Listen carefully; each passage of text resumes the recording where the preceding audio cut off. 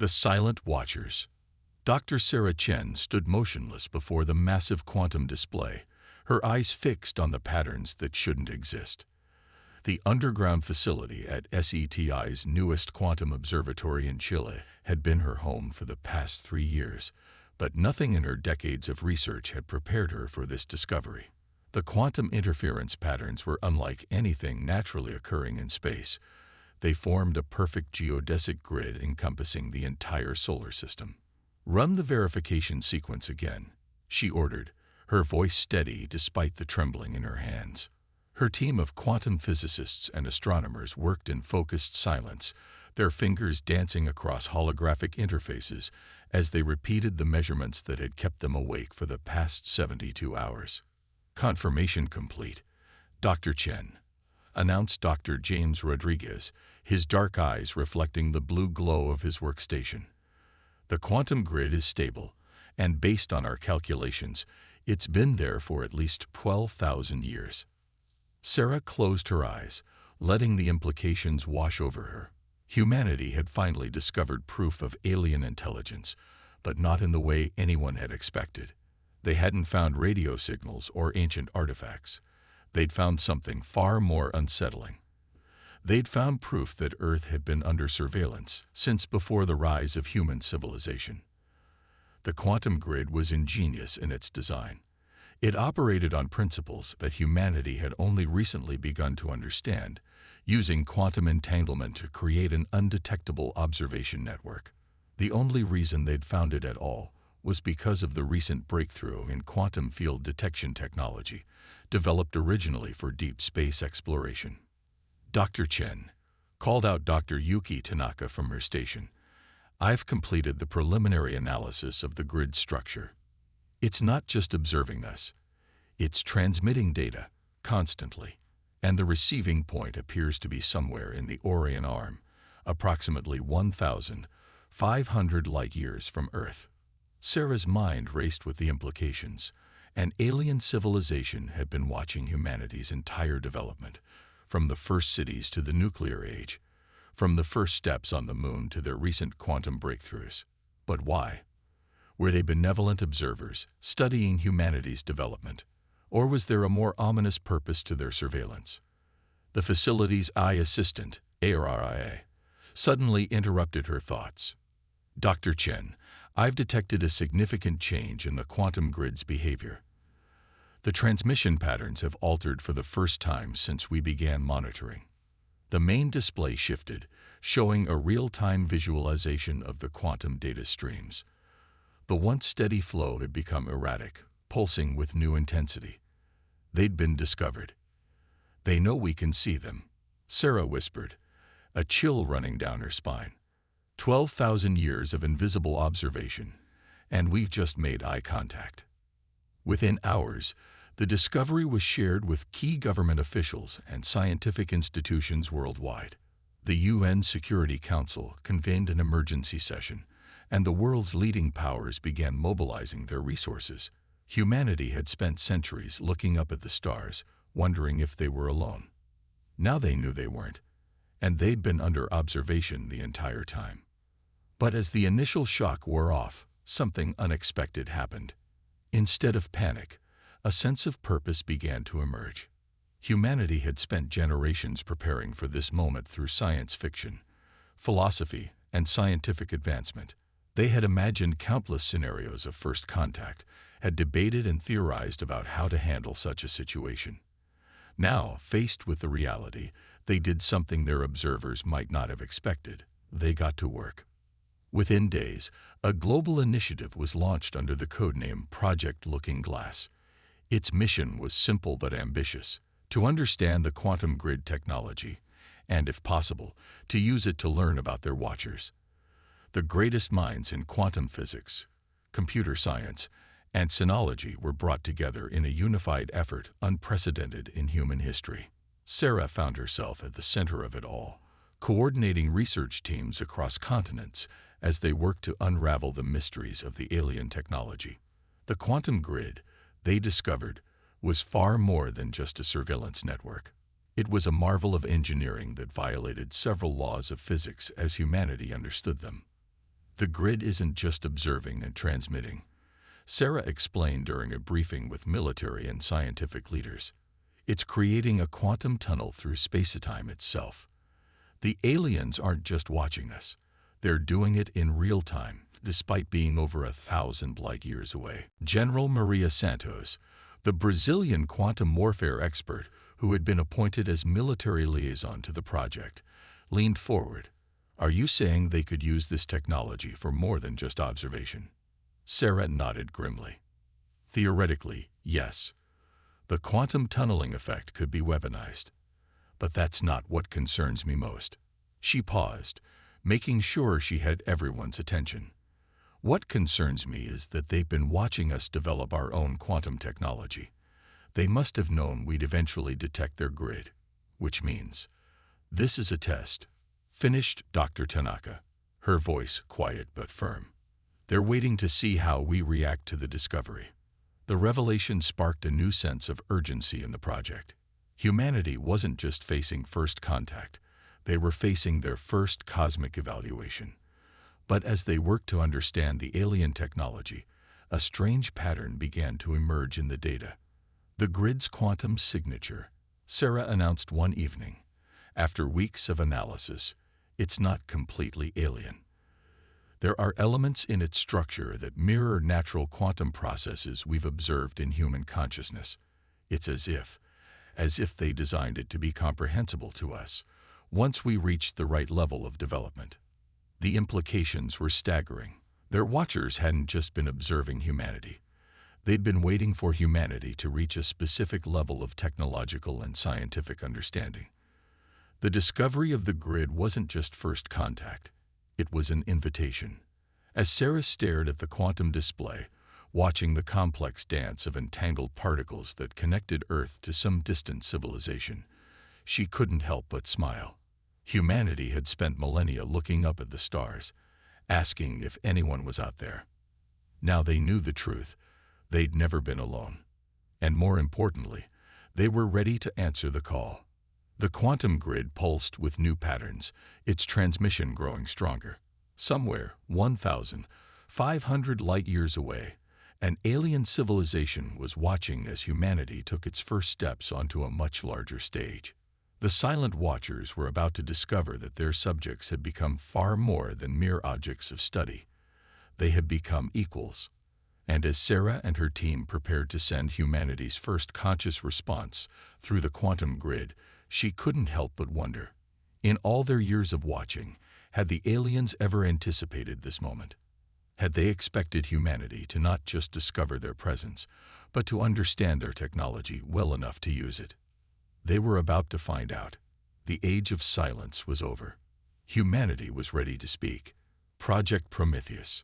6 months after the discovery of the quantum grid, the Atacama Desert had become home to humanity's most ambitious scientific undertaking. The sprawling research complex, dubbed Prometheus Base, stretched for kilometers beneath the Earth's surface, its quantum-shielded chambers protecting humanity's greatest technological secrets from their distant observers. Admiral Helena Rossi walked through the facility's main research hub, her footsteps echoing against metal floors as she made her way to the daily briefing. The Italian naval officer had been chosen to lead Project Prometheus, not for her military expertise, but for her background in game theory and strategic planning. Because as Dr. Chen had proved 3 months ago, they weren't just dealing with observers, they were dealing with teachers. The quantum grid isn't just a surveillance network, Helena mused, reviewing the holographic data streaming beside her as she walked. It's a textbook. The breakthrough had come when Sarah Chen's team discovered that the grid's quantum signature contained embedded information, complex technological and scientific principles encoded into its very structure. The aliens hadn't just been watching humanity develop. They'd been leaving breadcrumbs, waiting for humans to become advanced enough to find and understand them. The briefing room was already full when Helena arrived. Scientists, military personnel, and government representatives from 24 nations looked up as she entered. Dr. Chen sat at the front, her holographic interface displaying the latest quantum measurements. "Ladies and gentlemen," Helena began, Today marks exactly 6 months since we discovered we weren't alone in the universe. In that time, we've learned more about quantum physics and space-time manipulation than we had in the previous century. But more importantly, we've learned something about ourselves. She gestured, and the room's central hologram displayed a globe marked with dozens of points of light, research facilities, manufacturing centers, and quantum observation posts that had sprung up around the world. For the first time in human history, we're truly united in purpose. Every major nation has contributed their best minds and resources to Project Prometheus. We've shared technological breakthroughs, pooled our resources, and worked together in ways that would have seemed impossible a year ago. Dr. Rodriguez stepped forward, his hands moving through the holographic display to highlight specific data points. The quantum propulsion prototype is ready for testing. We've successfully replicated the grid's quantum tunneling effect on a small scale.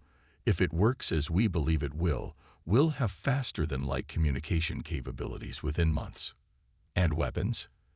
Asked General Santos, her expression grave. Helena shook her head. That's not our primary focus, Maria. Remember what we learned from the grid's encoded data. This isn't about warfare. It's about evolution. The room fell silent as Helena brought up a new display, a complex diagram showing the quantum grid's structure overlaid with human brainwave patterns. Dr. Chen's latest analysis confirms it. The grid wasn't designed just to watch us. It was designed to help us understand quantum consciousness itself. The aliens aren't preparing us for war. They're preparing us for communion. Sarah Chen stood up, her eyes bright with excitement. We've decoded another layer of the quantum signal. The aliens didn't choose Earth randomly. They detected something in human consciousness 12,000 years ago, a potential for quantum awareness that they'd only seen in a handful of species across the galaxy. The implication sent murmurs through the room. Humanity hadn't just been under observation. They'd been under cultivation, chosen for their unique mental capabilities, and guided subtly toward a specific technological breakthrough. But why? Asked a Chinese quantum physicist. Why invest so much time and resources in watching us develop? Helena smiled. Because they need us. The quantum grid isn't just a means of observation. It's part of something much larger. We believe it's a node in a galaxy-wide quantum network, connecting various intelligent species, and humanity's particular form of consciousness might be the key to expanding it further. Dr. Tanaka's hologram appeared above the central display, transmitted from her research facility in Japan. We've detected changes in the grid's behavior. The quantum signals are becoming more complex, more directed. It's as if they're responding to our progress, adjusting their teaching methods as we learn. Helena nodded, which brings us to today's announcement. Project Prometheus is entering its second phase. We're no longer just studying their technology. We're ready to improve upon it. The room erupted in surprised conversations. Improve alien technology that had taken millennia to develop. It seemed impossible, but Helena raised her hand for silence. Think about it. The aliens have been watching us solve problems for thousands of years. They've seen how we take existing ideas and transform them in unexpected ways. That's why they chose us. Not because we're the most advanced species, but because we're the most adaptable. Sarah Chen brought up a new holographic model, a modified version of the quantum grid's basic structure. We found a way to enhance the grid's efficiency by 300% using principles of quantum chaos theory that the aliens apparently never considered. It's not that we're smarter than them, we just think differently. And that's exactly what they were counting on. Helena concluded. They didn't want students who would simply copy their technology. They wanted partners who could help them see it in new ways. As the briefing continued, Helena couldn't help but feel a sense of pride. Humanity had faced what could have been a terrifying revelation.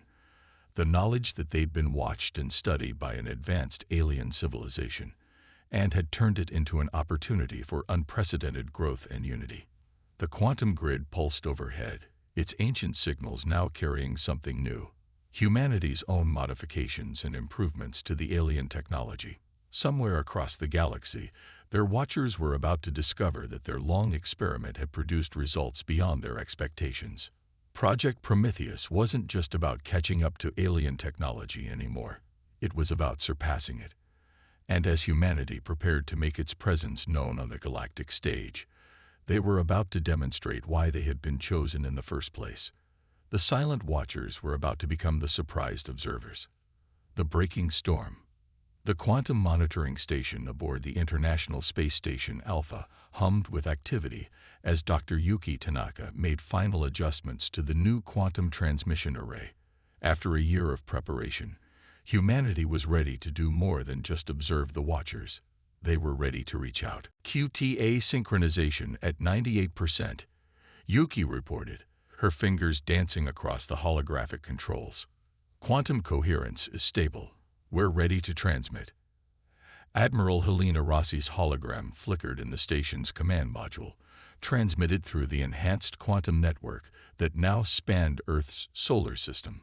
All ground stations report ready. Dr. Chen, are you certain about this? Sarah Chen stood at the center of mission control beneath the Atacama Desert, surrounded by the world's leading quantum physicists and communication experts. We've tested this extensively, Admiral. The modifications we've made to the quantum grid don't just allow us to communicate, they'll let us establish a real-time quantum dialogue across 1,500 light-years. The plan was audacious. Over the past year, humanity had not only decoded the alien quantum grid's principles, but had fundamentally improved upon them. Using their unique understanding of quantum chaos theory and consciousness, they had developed a way to transform the observation network into a two-way communication system. What we're about to do, Sarah continued, goes beyond anything the watchers likely expected. We're not just sending a message, we're opening a door. The quantum array hummed to life, its modified crystals glowing with an inner light as they began to resonate with the alien grid. But humanity wasn't simply using the existing network. They were reshaping it, introducing new quantum patterns that transformed the very nature of the connection. Transmission commencing in 3, 2, 1. The message they sent wasn't just data, it was a quantum handshake, a demonstration of not only their technological achievement, but their understanding of the principles behind it. They were showing the watchers that humanity had not only learned their lessons, but had advanced beyond them. For several tense minutes, there was nothing but the quiet hum of equipment. Then every quantum sensor on Earth and in orbit lit up simultaneously. Multiple quantum signatures detected.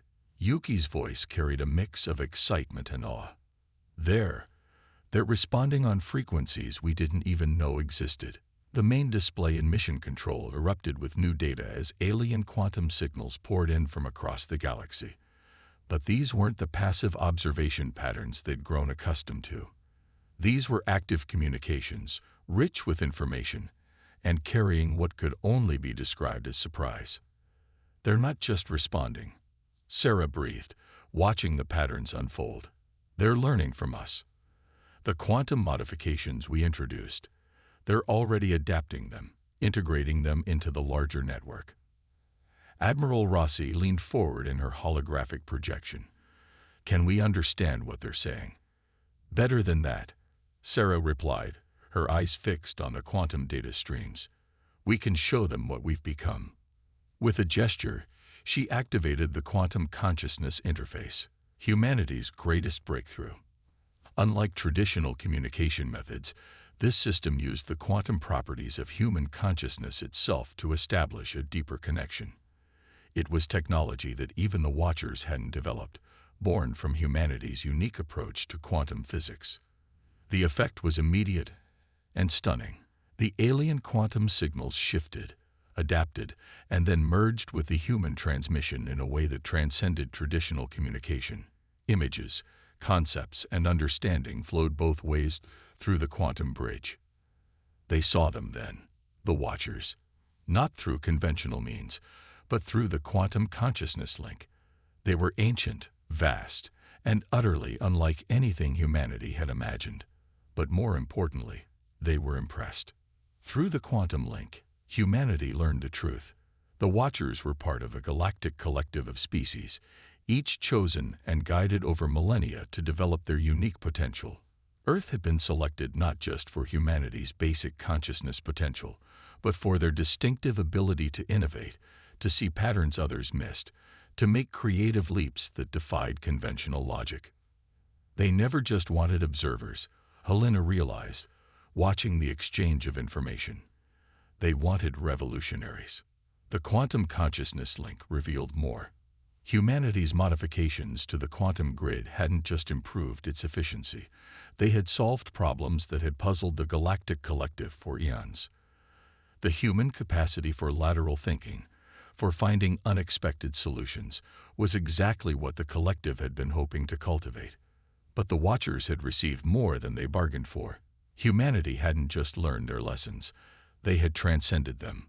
The quantum consciousness interface was proof of that, a technology that even the collective hadn't imagined possible. "They're offering us membership," Sarah announced, interpreting the complex quantum signals. "Not as students, not as subjects, but as equals. They're calling us the Quantum Innovators." Through the quantum link, the collective shared their purpose, to prepare the galaxy for something coming, something that would require all of their combined abilities and humanity's unique insights to face. The 12,000 years of observation hadn't just been about watching humanity develop. It had been about ensuring they would be ready when they were needed most. As the quantum exchange continued, Admiral Rossi couldn't help but smile. Humanity had done more than pass their test. They had exceeded every expectation, demonstrated potential beyond what their Watchers had imagined possible. The storm wasn't breaking, it was just beginning. And humanity was ready to ride it into a future that even their ancient observers hadn't foreseen. Above Earth, the quantum grid pulsed with new life, no longer a tool of observation, but a bridge to the stars, transformed by the very species it had been designed to watch. The silent Watchers had become partners, and humanity's journey to the stars was about to begin in earnest. Paradigm shift. The quantum assembly chamber in Singapore's underwater arcology thrummed with energy as representatives from both humanity and the galactic collective gathered for their first formal conference. Through the quantum consciousness interface, the aliens appeared as shimmering patterns of light and thought, their true forms translated into something human minds could comprehend. Dr. Sarah Chen stood at the center of the chamber, her consciousness partially merged with the quantum network as she served as humanity's primary intermediary. After 3 months of continuous communication with the collective, the true scope of both the challenge and opportunity facing humanity had become clear. The universe is far stranger than we imagined. She addressed the assembled human leaders and alien consciousness patterns. What we thought were the fundamental laws of physics are merely the surface tension on a deeper reality. The collective has shown us glimpses, but even they don't fully understand it. Through the quantum interface, one of the alien patterns shifted, its thoughts translating into concepts the humans could grasp. They were called the archivists, one of the oldest species in the collective, and they had been watching Earth the longest. Your species has achieved in months what took others centuries. The archivist's thoughts rippled through the quantum field. Your quantum consciousness interface has already transformed our network. But that is precisely why we fear what approaches. Admiral Rossi, her hologram projected from the Prometheus base, leaned forward. "Tell us about this threat you've been preparing for. Why was humanity's development so crucial to facing it?" The answer came not in words but in quantum-encoded concepts that bloomed in their minds. The collective had detected something moving through the galaxy, something that defied their understanding of reality itself. It wasn't a species or a force. It was a fundamental breakdown of the universe's operating parameters. "Reality decay," Dr. Rodriguez whispered, putting words to the alien concepts. "They're talking about the collapse of space-time itself." Through the quantum interface, the archivists shared their observations. Across the galaxy, regions of space were beginning to experience localized failures in physical laws. Gravity would temporarily cease to function, or time would flow at different rates, or matter would forget how to hold itself together. These anomalies were spreading, becoming more frequent and more severe. We have spent millennia trying to understand and counter this phenomenon. Another alien consciousness joined in, this one identifying itself as part of the builder species. But our approaches have all been based on our understanding of physics and quantum mechanics. We needed a species that could think beyond our limitations. Sarah felt a surge of pride through the quantum field, not from the aliens, but from her fellow humans.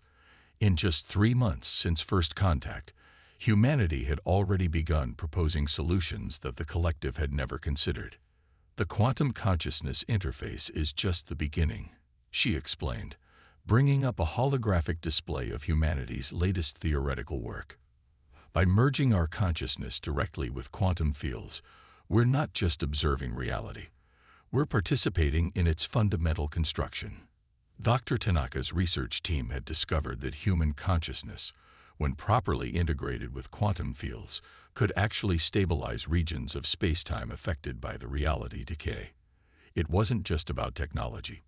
It was about the unique way human minds could interface with the quantum fabric of the universe. We're not just fighting the decay of reality, Admiral Rossi added.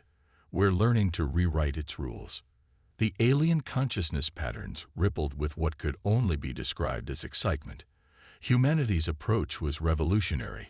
Instead of trying to prevent the breakdown of physical laws, they were developing ways to actively maintain and even restore them. But the implications went far beyond mere problem-solving. Humanity's quantum consciousness interface had revealed something profound about the nature of reality itself.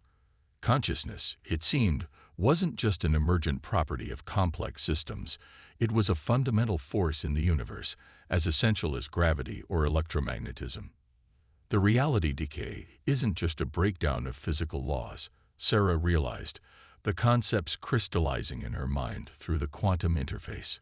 It's a symptom of a universe that's becoming increasingly conscious of itself. And humanity's gift isn't just our problem-solving ability. It's our capacity to serve as a bridge between consciousness and reality. The assembled leaders, both human and alien, absorbed the magnitude of this revelation. Humanity hadn't just been chosen for their technological potential. They had been chosen because something in their very nature made them uniquely suited to face this crisis. Through the quantum network, the archivists shared their final revelation. The 12,000 years of observation hadn't just been about watching humanity develop. It had been about preserving and nurturing a species that could help the universe evolve beyond its current limitations. As the conference continued, plans were already being made. Humanity would join the collective not as junior partners, but as essential collaborators in the greatest challenge any civilization had ever faced. They would help establish new quantum consciousness interfaces throughout the galaxy, teaching other species how to bridge the gap between mind and reality. The paradigm shift wasn't just in how humanity saw the universe. It was in how the universe itself was beginning to change. And as Sarah looked out at the assembled representatives of Earth and the cosmos, she understood that this was just the beginning. The silent watchers had become teachers, the students had become innovators, and together they were about to embark on the greatest adventure in the history of consciousness itself. The universe was awakening, and humanity would help guide its evolution. Legacy of Terra. 5 years after humanity's first quantum dialogue with the Galactic Collective, Earth had become unrecognizable. Quantum consciousness interfaces dotted the planet's surface, their crystalline structures reaching skyward like modern pyramids. But the most dramatic changes weren't visible to the naked eye. They existed in the quantum realm where humanity had learned to reshape reality itself. Admiral Helena Rossi stood on the observation deck of humanity's first extrasolar installation, a massive quantum consciousness hub orbiting a star 1,500 light-years from Earth. Through the quantum interface, she could perceive the streams of consciousness flowing through the galactic network, each one representing a different species working together to preserve the fabric of reality. Status report on the Orion arm stabilization, she asked, her consciousness extending through the quantum field to touch the minds of her team scattered across light-years of space. Dr. Sarah Chen's quantum presence materialized beside her, her consciousness projection showing the traces of her recent work in the quantum deep fields. The human-designed quantum anchors are performing beyond expectations. We've reduced reality decay in the sector by 78%. What had once seemed like an insurmountable crisis, the breakdown of physical laws themselves, had become a manageable challenge thanks to humanity's unique approach. Instead of fighting against the universe's increasing consciousness, they had embraced it, using their quantum consciousness interface to guide and stabilize the evolution of reality itself. The archivists were right about us. Dr. Tanaka's quantum presence joined them, her consciousness carrying traces of the alien knowledge she'd been studying. But not for the reasons they thought. They believed we were special because of our problem-solving abilities. The truth was far more fundamental. Through the quantum network, they observed the galaxy-wide effort that helped initiate. Thousands of species working in harmony, each contributing their unique perspectives and abilities to the greatest challenge ever faced by conscious beings.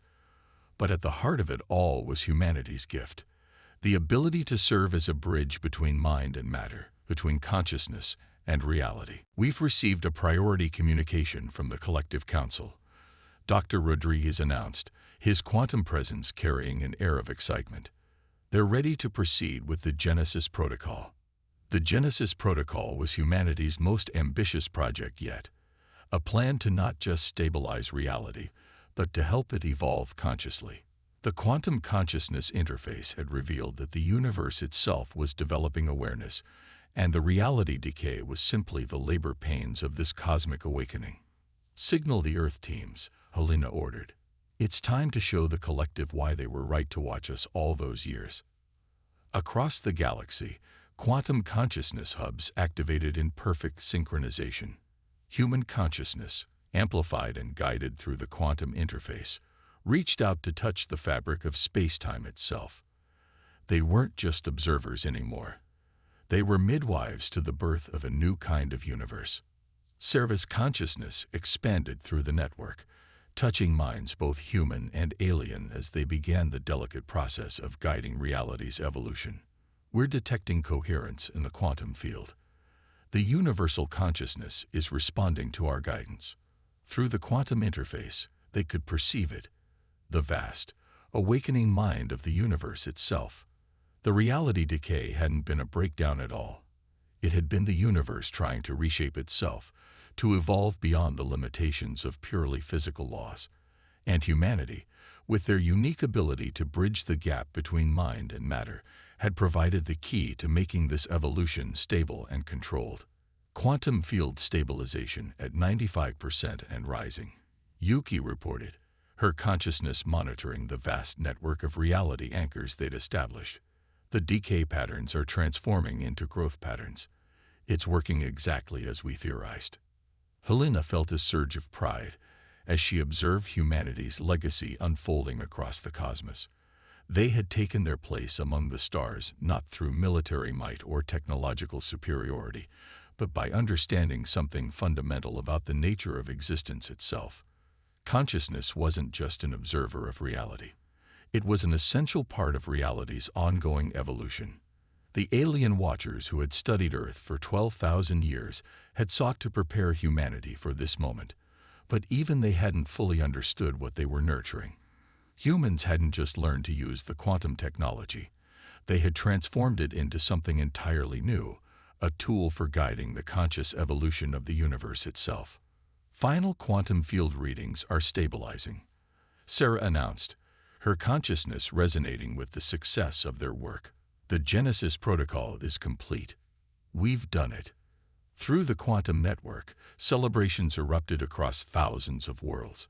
Species that had once been mere observers of the cosmos had become active participants in its evolution, guided by humanity's understanding of the connection between consciousness and reality.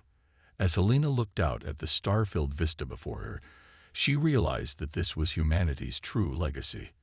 They had shown the galaxy that the greatest challenges couldn't be solved through observation alone. They required participation, innovation, and the courage to think beyond the boundaries of what seemed possible. The silent watchers had become partners, the students had become teachers, and humanity had helped guide the universe itself into a new era of conscious evolution. The reality decay that had once threatened to unravel the cosmos had become the catalyst for its transformation into something greater than anyone had imagined. And as the quantum consciousness network hummed with the thoughts and celebrations of thousands of species, Helena knew that this wasn't an ending. It was merely the beginning of humanity's greatest adventure. They had not just saved reality.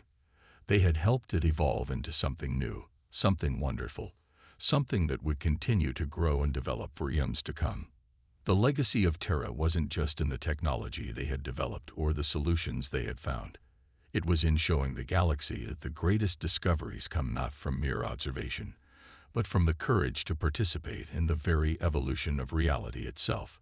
Humanity had taken its place among the stars, not as conquerors or subjects, but as guides helping to birth a new kind of universe, one where consciousness and reality dance together in an eternal partnership of growth and discovery.